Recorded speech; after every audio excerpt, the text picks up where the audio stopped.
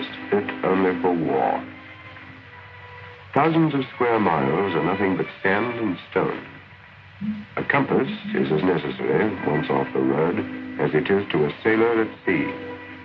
Water doesn't exist until you bore deep into the earth. You bath in your shaving mud. Flies have the tenacity of bulldogs. Bruises readily turn to desert sore. Days that are very hot can be followed by nights of bitter cold. When the hot Khamsin wind brings its sandstorms, life can be intolerable. The Arabs say that after 5 days of it, murder can be excused.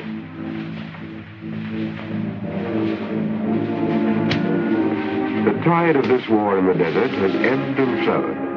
But as Rommel advanced after we lost Tobruk, never had our backs been so close to the Suez Wall.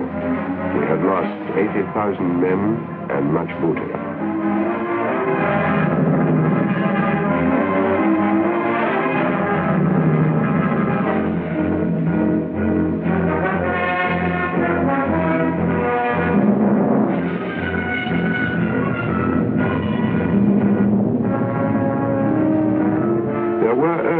Of defense on which General Auchinleck might have Sidi Barani or Mersa Matruh, for example. But he was deliberately falling back on El Alamein, no more than 60 miles from Alexandria. To Rommel, advancing at considerable speed, Egypt, with the Nile Delta, which gives it life, Cairo, British General Headquarters and Africa's principal city, Alexandria, Egypt's chief port and base of our Mediterranean fleet, and Suez, gateway to the Far East. All these must have seemed dazzlingly near as a mirage, and as it proved, as much an illusion. It was a wise decision of General Auchinleck's to come back to El Alamein, much the strongest natural line of defense between the Libyan frontier and the Delta. Moreover, Rommel's lines of supply were here stretched to the limit. On the right, our flank rested on the sea.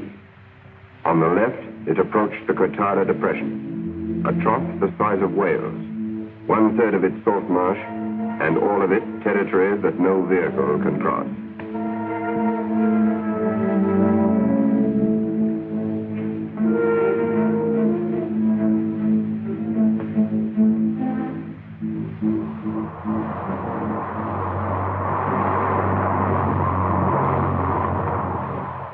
On this 40 miles front, General Auchinleck took personal command. His the total responsibility. Not another yard back were we going. His much depleted army dug, blasted, and wired itself in, and laid protective mines. Our front was one of discontinuous belts of minefields with strong points, and machine gun and anti-tank gun emplacements. But it was as yet extremely slender.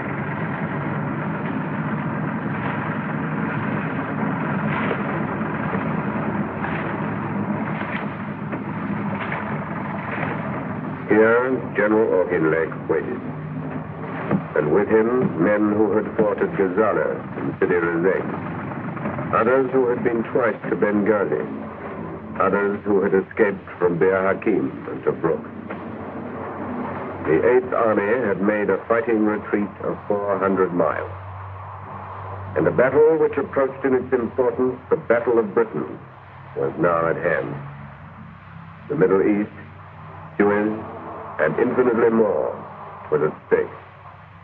The crucial days had come.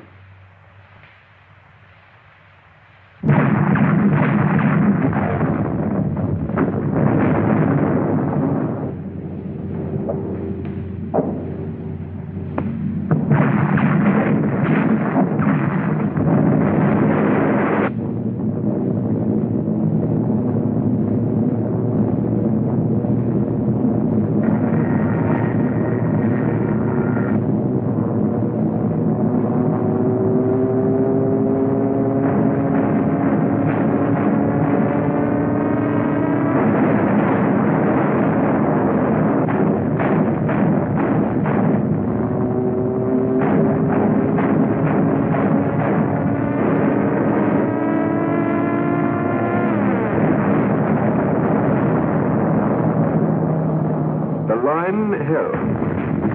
After several days of attack and counterattack, the British, Australians, Indians, and South Africans were still there, fighting as dogged as our infantry at Waterloo.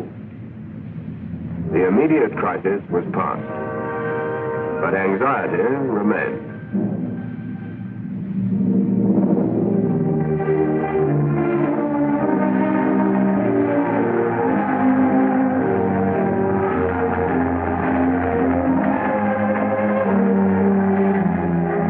Into this situation stepped Mr. Churchill, bringing his own inspiration and vigor. He brought good news of reinforcements both in men and supplies which had already rounded the Cape. For 5 days he visited the Army and Air Force, explaining the task and its importance. And most dramatic of all, he brought new commanders, General Alexander and General Montgomery. Alexander, one of the last men out of Dunkirk, and whose small army withstood the Japanese the whole length of Burma, and Montgomery, who took over the 8th Army. A man who lives as sternly as a Cromwell, and who is as much a part of his modern Ironside.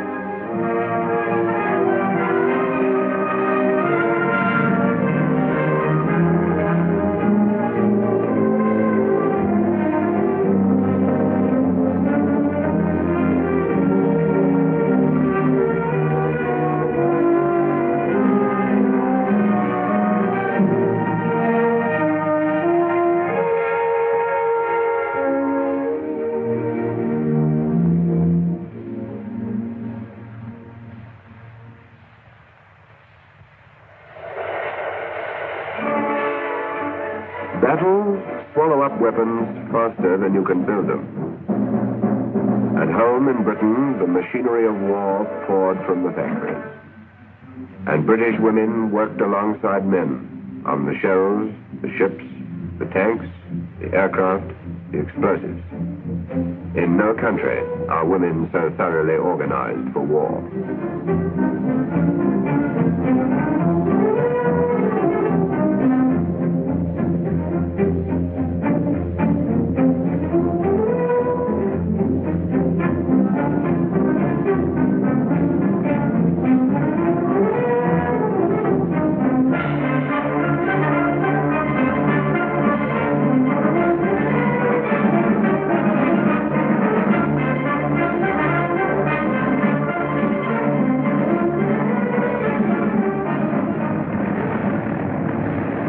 In the United States, bigger and more powerful tanks were coming off the assembly line. The Shermans, for instance, with their 75mm guns and all-round traverse, going to Egypt for the first time. Although American material used at Alamein was but a small proportion of the whole, it was vital to our success.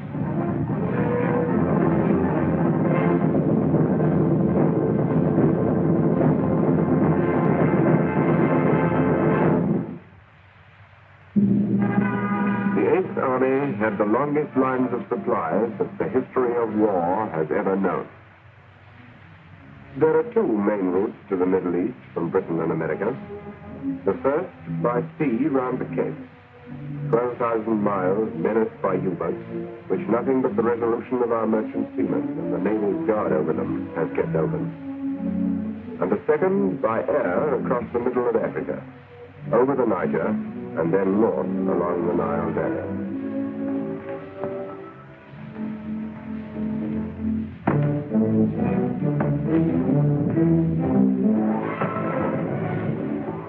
Landing grounds have been cut from the jungle. On this route fly aircraft brought by ship to ports on the west coast and there assembled. The work has its own problems, among them malaria.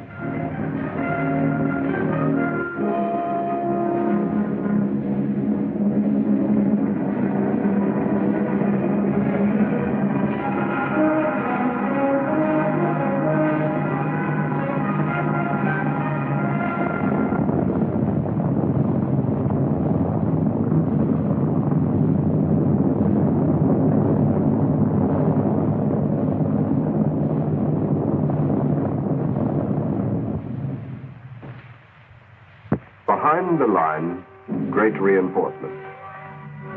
In the line, Rommel had come for us again. It was 2 months later. He told his troops that on this day they were going to Cairo. But 5 days afterwards, he withdrew. He left nearly 300 tanks behind to prove his generalship.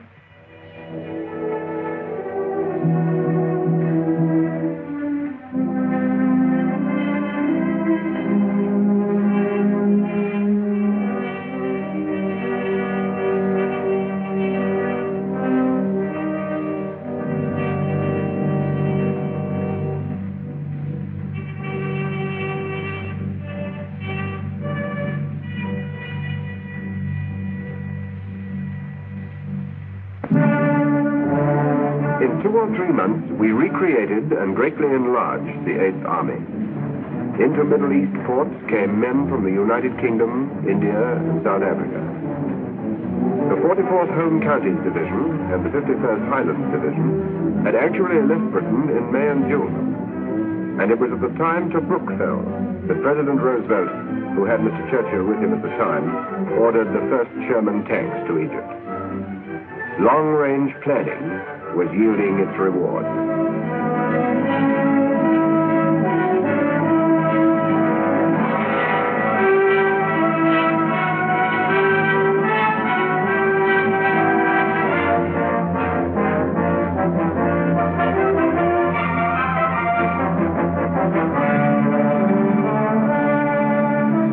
The Air Force kept guard.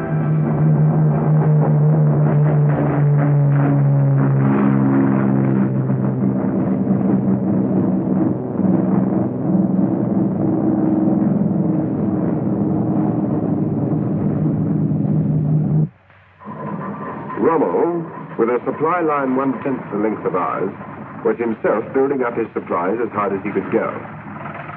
But for a considerable proportion of them, there was no future. Our United Air Forces saw to that.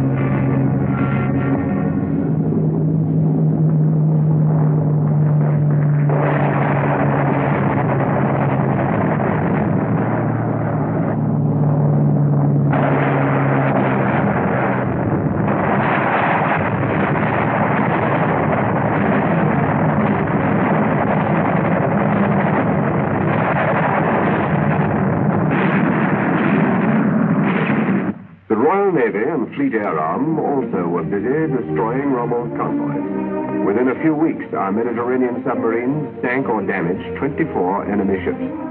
In August alone, of all that was shipped to him, 80% went to the bottom.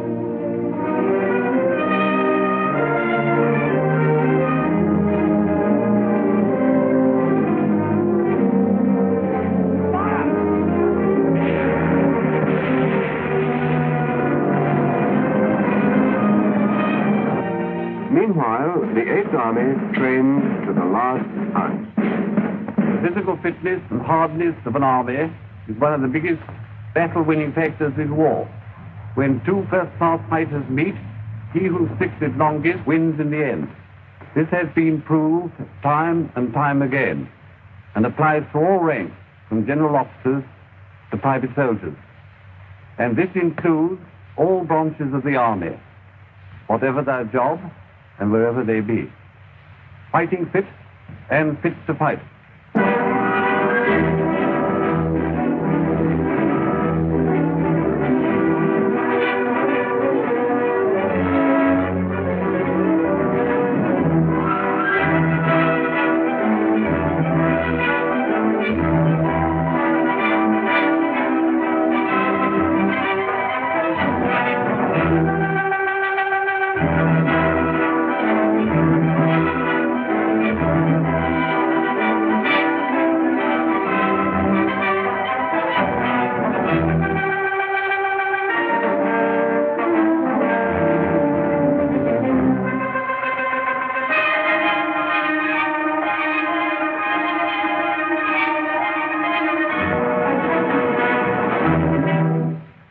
Towards the middle of October, preparations on both sides were nearing completion. In the north, Rommel's forces stretched from the coast to a point 10 miles inland. Here were the bulk of his German infantry, comprising the 90th Light and the 164th Divisions, together with the Italian Trieste Division. In the south, holding a front of 14 miles, were 3 Italian divisions. These were strengthened by the rest of his German infantry. The center was left deliberately weak, held by a single Italian division, the Bologna, holding a front of 16 miles. Behind the infantry in the north were 2 armored divisions, 1 German and 1 Italian, and similarly in the south. The British line began in the north with the 9th Australians, and below them the 1st South Africans. The 51st Highland Division, who had St. Valery to avenge, and the 4th Indian Division, veterans of Abyssinia and the Western Desert, held the center. In the south were the 50th Division from the Tees and Tyne, with the fighting French of Bir Hakeim and contingents of Greeks. The tactical reserve was found by the 44th Division from counties close to London. Our armored divisions were 3, all United Kingdom men. Some veterans of a score of desert battles, others new to the work. 1 division, the famous 7th, held the extreme south. The other 2 were in close support in the north, with the 2nd New Zealand Infantry Division alongside.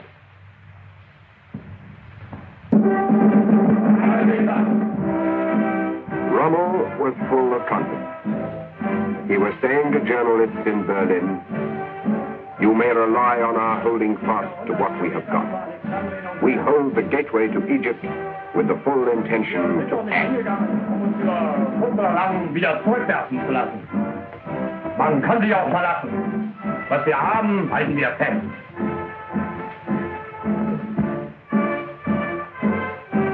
Hitler was experiencing one of his historic intuitions. He saw before him the destined conqueror of Egypt, and on him he bestowed the baton of Field Marshal. Rommel hoped that if we attacked first, we should strike at his center. That hope we deliberately encouraged by the disposition of our forces. Having allowed our armor to break through, he saw himself destroying it by attacks from both flanks. That done, his own offensive would be launched.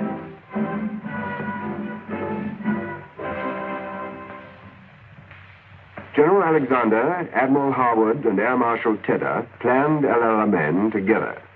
It was to be a joint operation. Unity of command had become a reality. In the desert itself, General Montgomery and Air Vice Marshal Cunningham lived cheek by jowl. There was no divided command, said General Montgomery. There was only one command.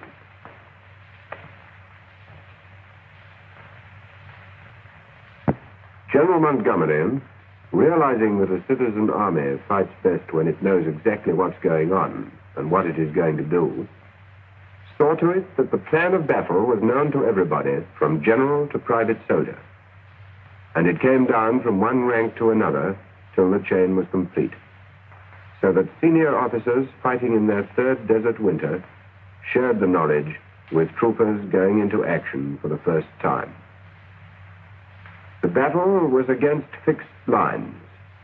And against fixed lines, General Alexander said, the tactics are just like breaking down a wall with a crowbar. You drive it in as far as possible, and then lever this way and that to make a small hole. Then you enlarge it. As soon as you have made a hole large enough, your armored divisions go through to wreck the enemy's artillery and lines of communication. As for General Montgomery, he said his intention was to hit the enemy for 6 right out of Afrika. The final preparations began.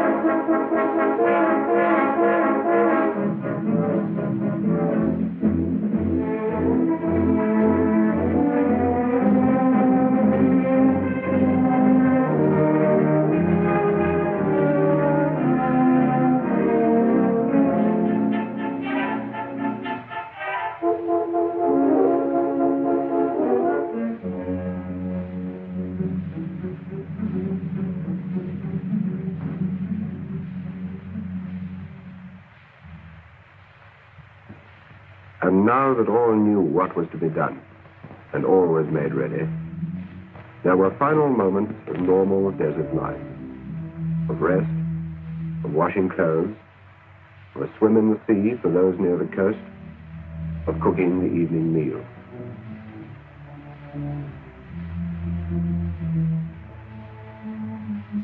The coming of dawn over the Mediterranean, the sunset with a touch of green in the horizon, the mirage turning sand into water and sprinkling that water with the sails of small ships. Many a soldier saw these things, perhaps for the first time, and he wrote his letters home and smoked and talked things over, or lay silent as he listened to the pipes playing Highland Laddie.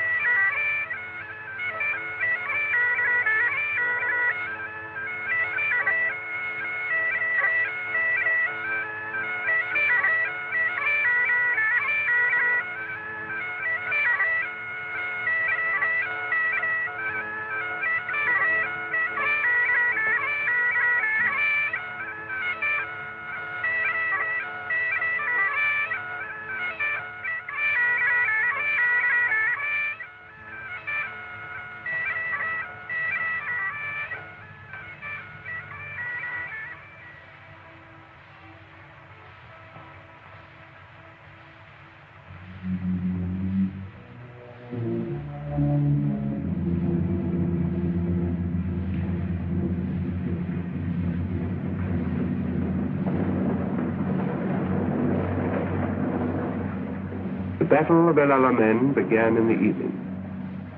As light failed, the final moves were made.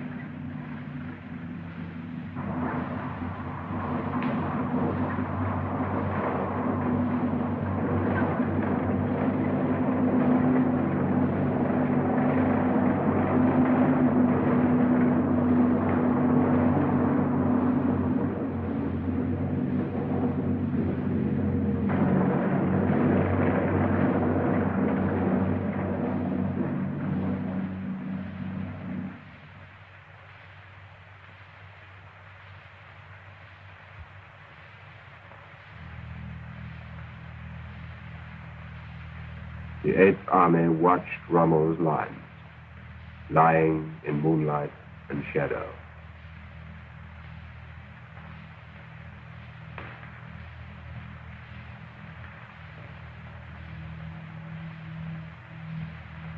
At 0-30, the barrage begins. At the same moment, the sappers will move forward to clear gaps in the enemy minefield, marking the gaps with white tape. After 30 minutes, the barrage will lift from the first objective and creep forward. At 0 hour, 10 o'clock, the infantry will advance.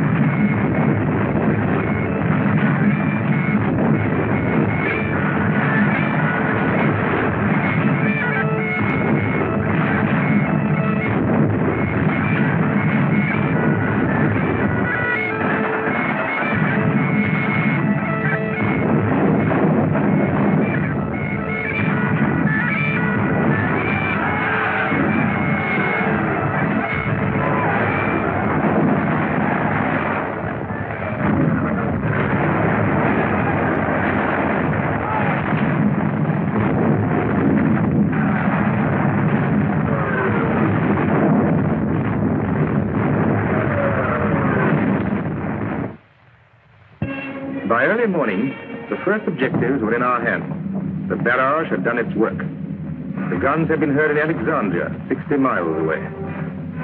The enemy had been taken partly by surprise. Our infantry was in their pajamas. But elsewhere, fighting was severe. There was a good deal of bayonet work.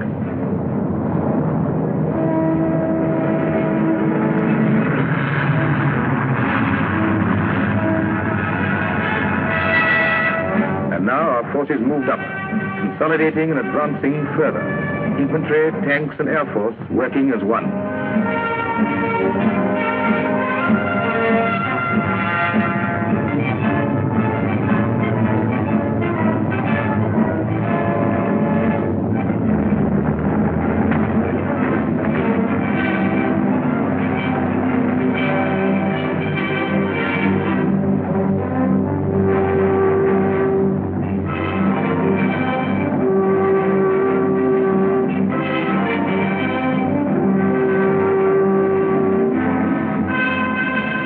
After a hard day's fighting, the 8th Army had made a salient in the north 6 miles wide and to a depth 4 miles beyond the first enemy minefield.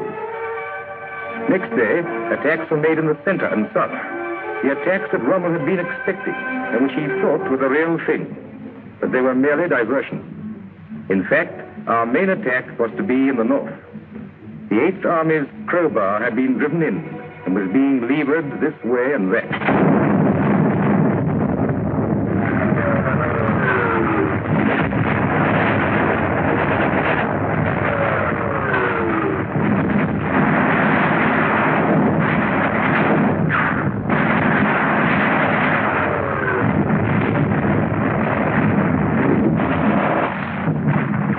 In our salient, the Australians were attacking again and secured a 3-mile front running west-northwest.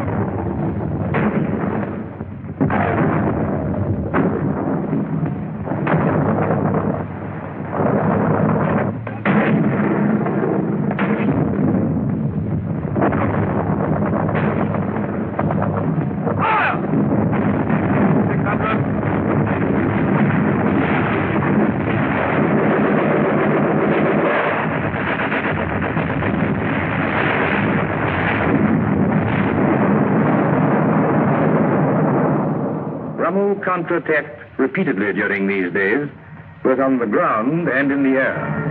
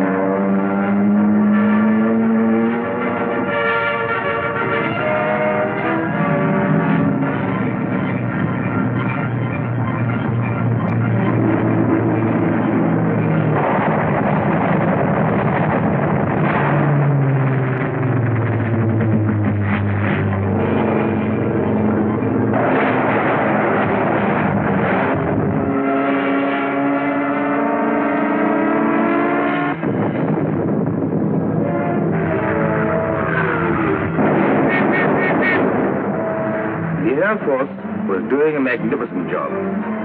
For the Luftwaffe, the skies became a place of deadly peril, and the machines that escaped us there were destroyed on the ground.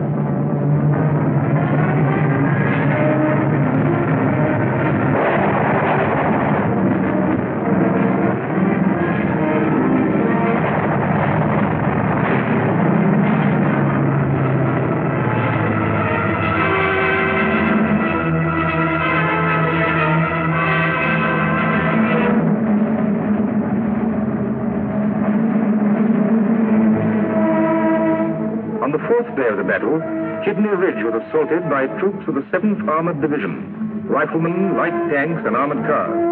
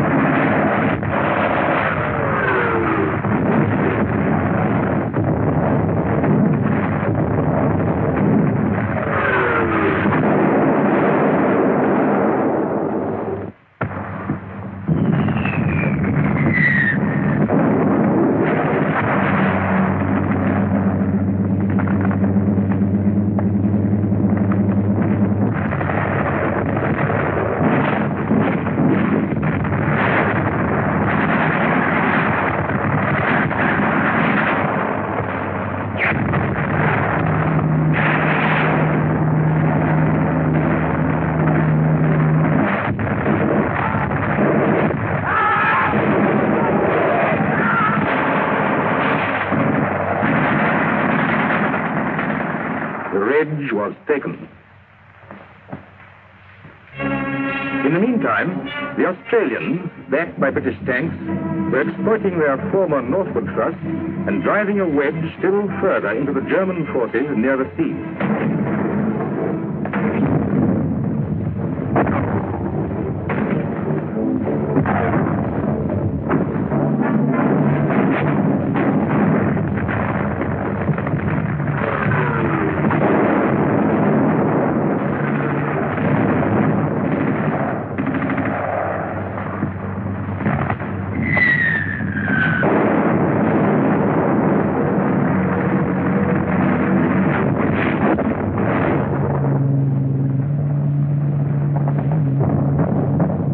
Rommel was now fighting back with little pause and with increasing desperation.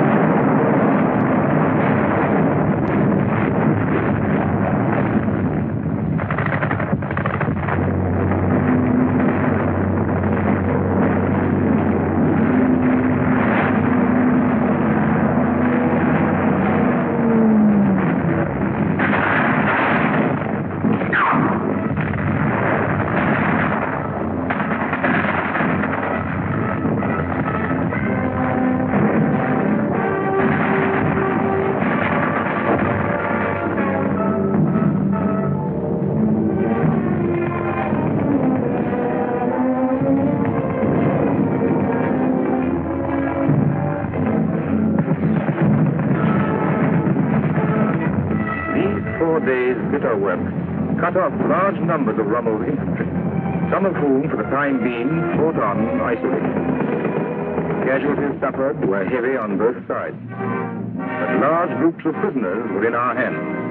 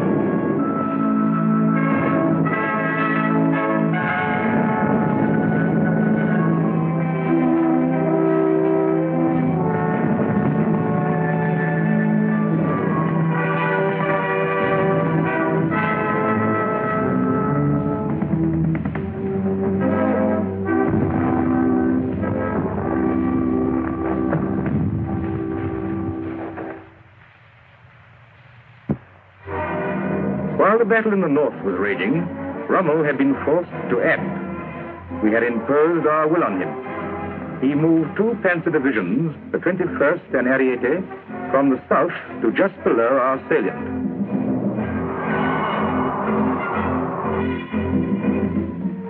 The Air Force began the task of preventing them from concentrating.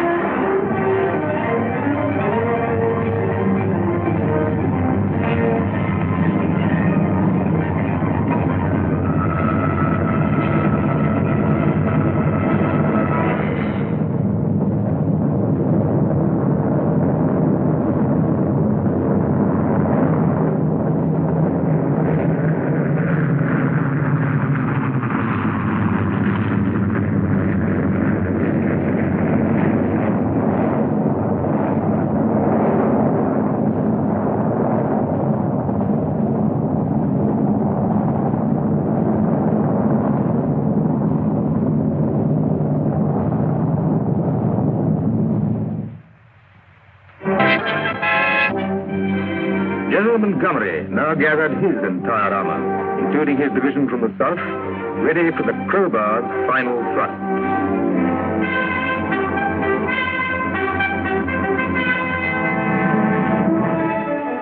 The first phase was finished. On November the 1st, the 9th day of battle, the 8th Army advanced on its entire front of 40 miles. But the blow we meant to be mortal was struck at the head of the bulge.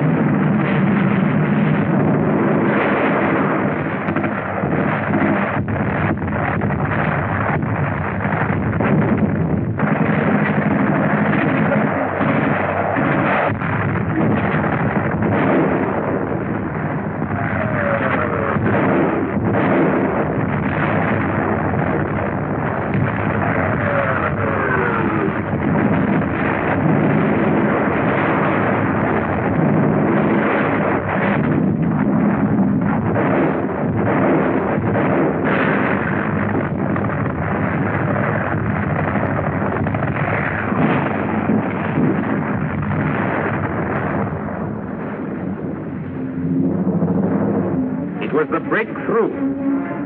Within 2 hours, our light tanks were 40 miles behind Rommel's lines, destroying his transport. The result was consternation and terror.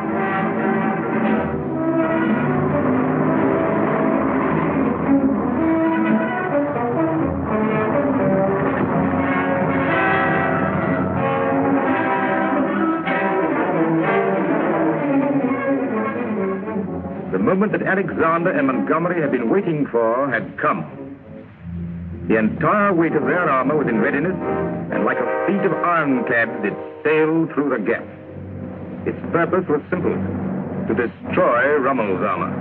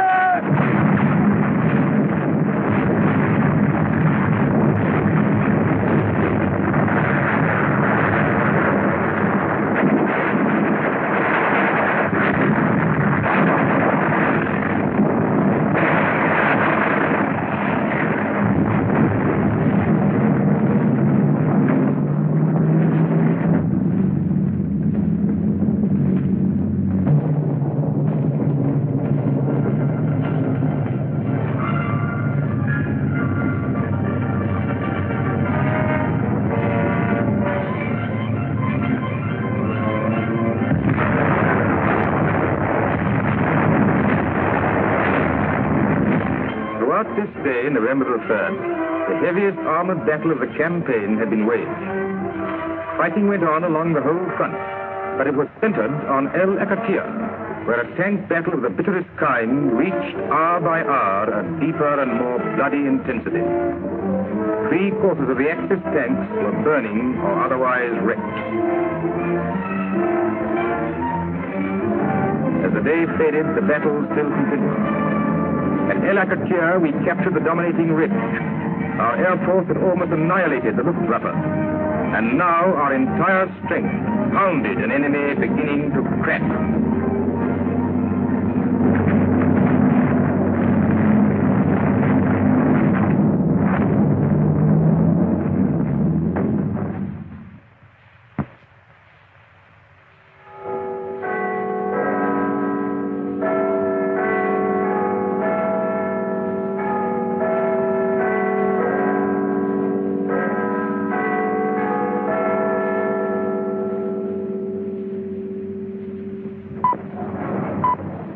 This is the BBC Home and Forces program. This is Bruce Belfridge. Here's some excellent news which has come during the past hour in the form of a communique from GHQ Carter. It says, the Axis forces in the Western Desert, after 12 days and nights of ceaseless attacks by our land and air forces, are now in full retreat. That'll show 'em. Plenty more where that came from.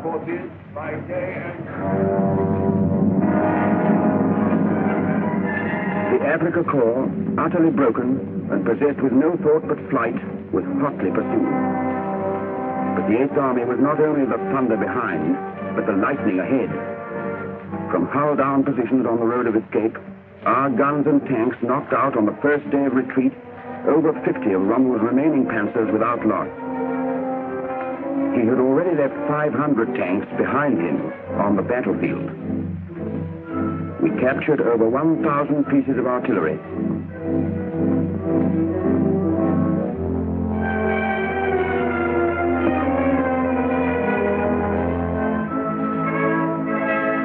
Up to 1,000 aircraft, from troop carriers to fighters, were wreckage on the ground.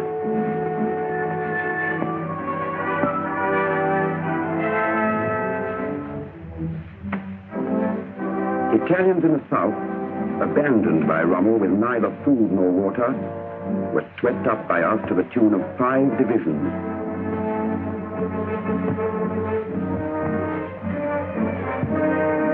In the north, we took thousands of Germans.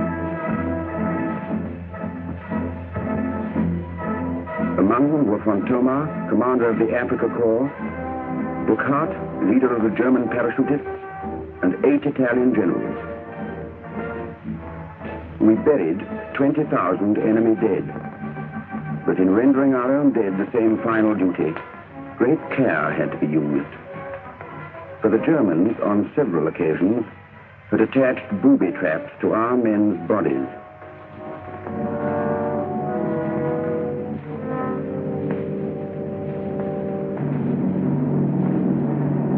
Pursuit was remorseless.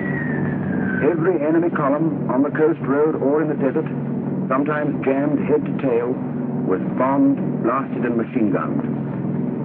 They tasted what they'd administered in France and Poland.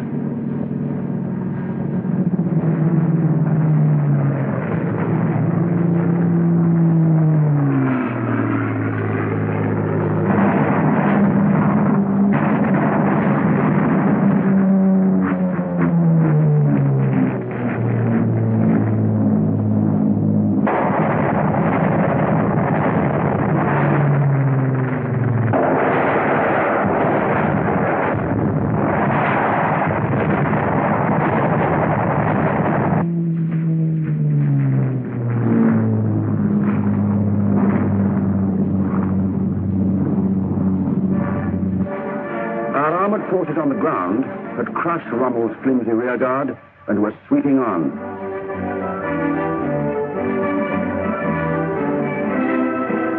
After 2 days' pursuit, rain fell, and the chase was much impeded.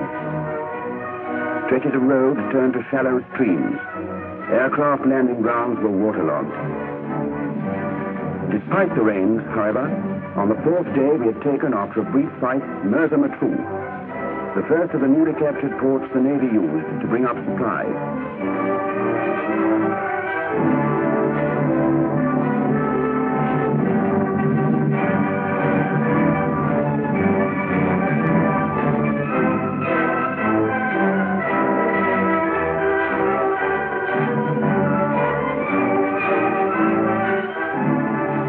The first heavily mined roads were encountered at Hellfire Pass, where the twisting road rises 700 feet. From then onwards to Benghazi, 450 miles further west, every path had been blown by the enemy, and every mile of road had to be examined and cleared of mines and obstructions. The engineers worked night and day. To Saloum, the Navy brought 1.5 million gallons of water and other vital supplies.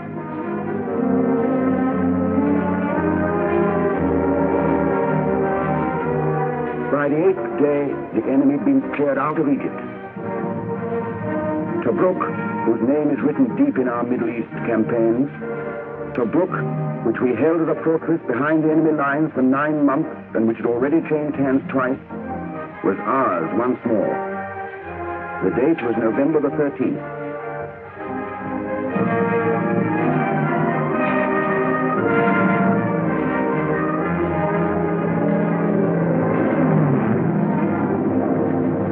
In Cyrene, the 8th Army passed from desert to a green countryside, which its Italian colonists had abandoned, and it was no more than a week between our taking Tobruk and entering Benghazi.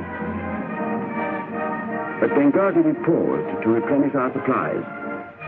The harbor, bombed by us for over 2 years, so regularly that the pilots called it doing the mail run, was now littered with sunken ships. Cranes, installations, and most of the quays were demolished. Yet the Navy and engineers worked to such good purpose that before long our ships were unloading. By sea and land, we were soon bringing up 3 million gallons of petrol a week and 8,000 tons of ammunition.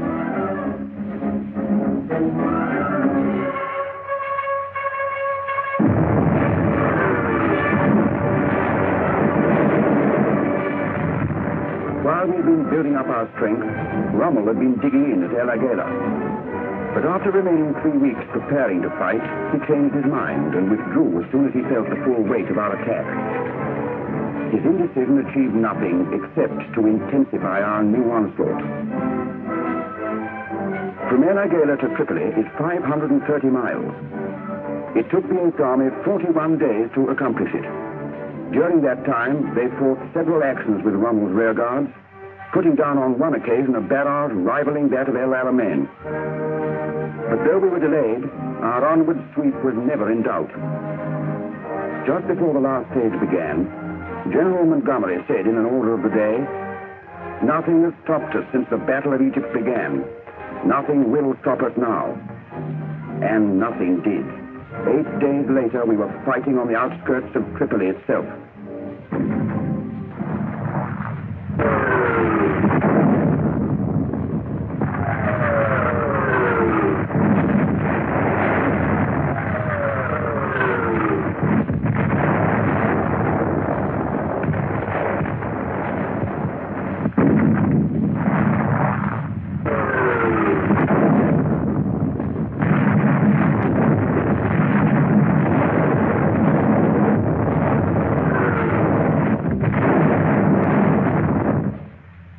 The surrender of Tripoli by the governor of Libya and the mayor of the city extinguished the Italian overseas empire.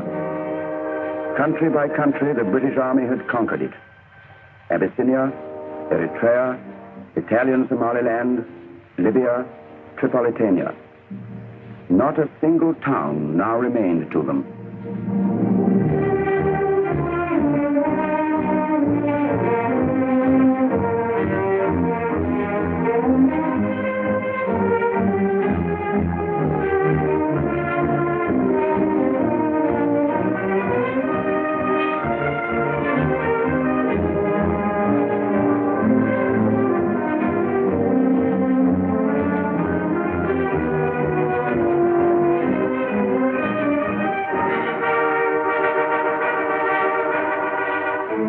80 days, the Eighth Army had advanced close on 1,400 miles, a feat unparalleled in military history. Throughout the battle and advance, for every casualty suffered, it had inflicted 5 on the enemy. In the words of Mr. Churchill, "You have altered the face of the war in the most remarkable way."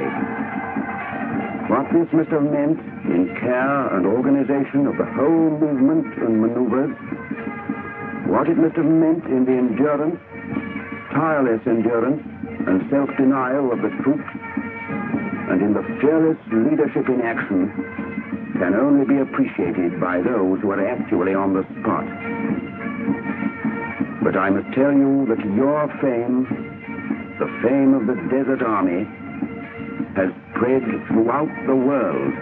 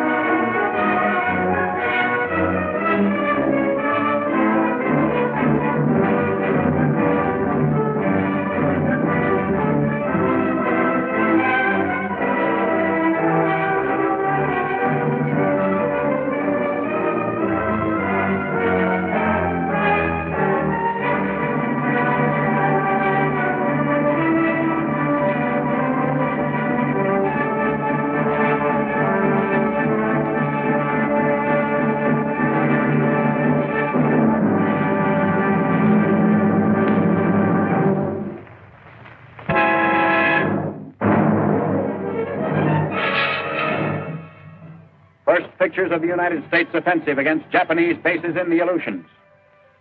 September 1942. A large U.S. convoy slips through Aleutian fog to a secret destination called Fireplace in Cove. A harbor close to Kiska, in easy bomber range. The blinker gives the signal, and under cover of fog, well-armed scouts scramble down the landing nets into ready assault boats. First step in America's advance in the Aleutians. Not many bomber miles away, Jap-occupied positions as yet are wholly unaware of this new American threat. Quickly, soldiers pour ashore with small arms and ammunition, swarming inward for reconnaissance to make sure the island is uninhabited. And right behind, the first waves of equipment and supplies, vehicles and heavier guns, the growing stream unloading quickly from Higgins boats, which shuttle back and forth from bulging transports in the harbor. Wave after wave in careful pre-planned schedules. Never stopping, the military cargo ferries bring ashore an endless stream of food and water, clothing, ammunition, and some of the vast quantities of fuel necessary to maintain a major landing force.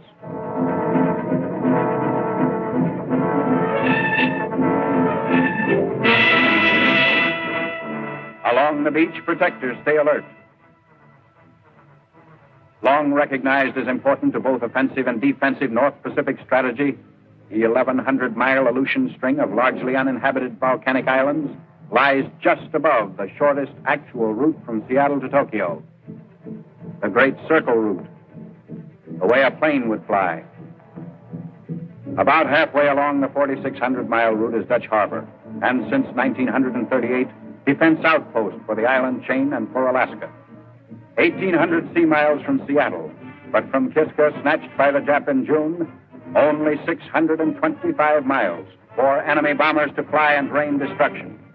Once they got away with it. Dutch Harbor was the American frontier then, and in June it suffered severe damage. But now the United States has struck back, hard, ready to avenge Dutch Harbor. Under its Commander General Landrum, the advanced striking base rapidly digs into its new quarters.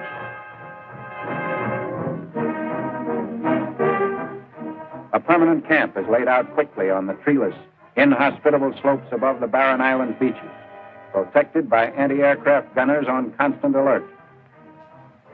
Meantime, communications around the island are promptly established.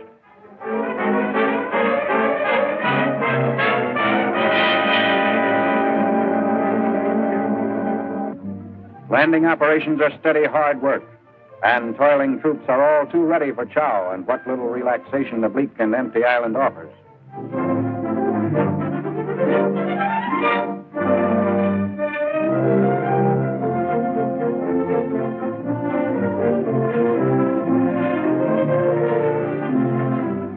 But not too much time out now.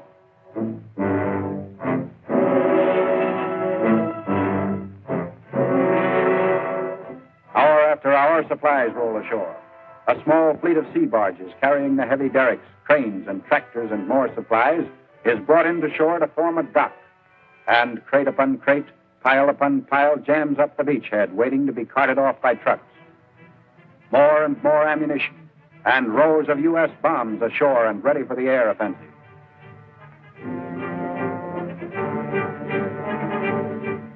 The big cranes are put ashore, their unloading job finished, while tractors, bulldozers, and graders land to build the airport.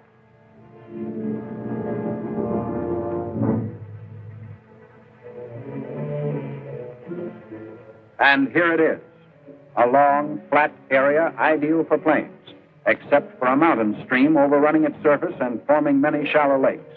Right away, the dozers go to work, scraping the volcanic earth into a dike at one side of the field, diverting the stream's course, making the field safe.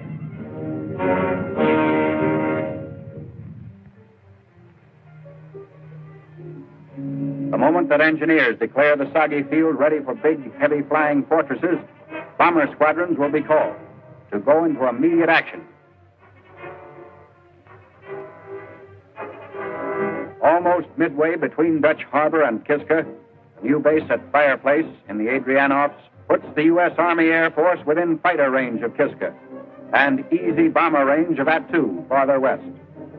And here they are, all ready, poised in battle line on the new airfield hardly dry. The air arm of the United States forces in the Aleutians. Giant B-24s and B-17s, the Liberators and flying fortresses feared the world over, ready for attack when motors and guns have been carefully checked. Bombs fill up the bomb bays of one big plane after another. A message for the Japanese in a language he understands. It's the beginning of America's round now. They've got a base within range of the Jap. They've got equipment, planes, and ammunition. They've got men here, skilled veteran flyers who in an hour will be winging their four-motored sky fortresses over Jap-held territory. Welcome target for their bomb sites.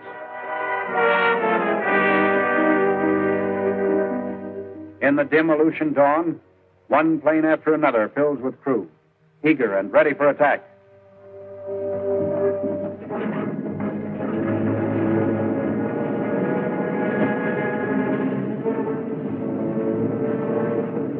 All set? Let's go.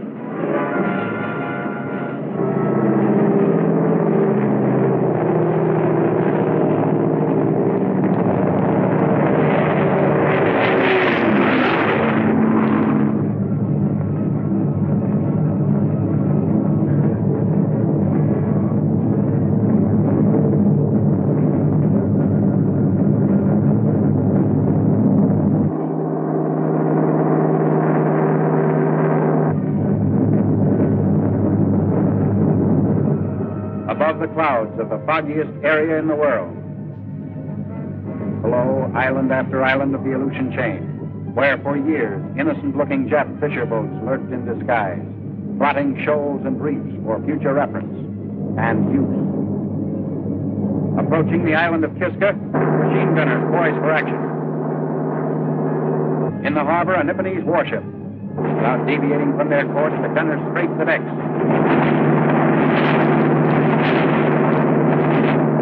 And now they're over the objective. Bomb bays open silently, ready for the signal. And there go American bombs hurtling downward. Japan's first taste of the United States advance in the Aleutians. That's the Jap base at Kiska, with serious fires started by the big bombs.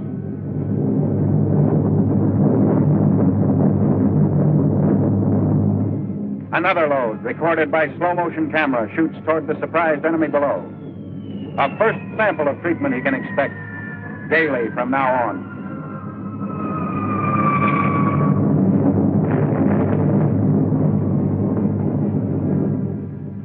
The signs of their thorough handiwork blazing behind them, the American air fleet wings over and heads home. Communique from the Aleutians. At dawn, a fleet of United States B-17 and B-24 bombers took off from an advanced Aleutian base with Japanese installations at Kiska as objective. Scattered enemy fire was encountered. One Japanese warship strayed. High explosive and demolition bombs were dropped with success on objectives, and several fires were observed. All attacking planes returned safely to their base.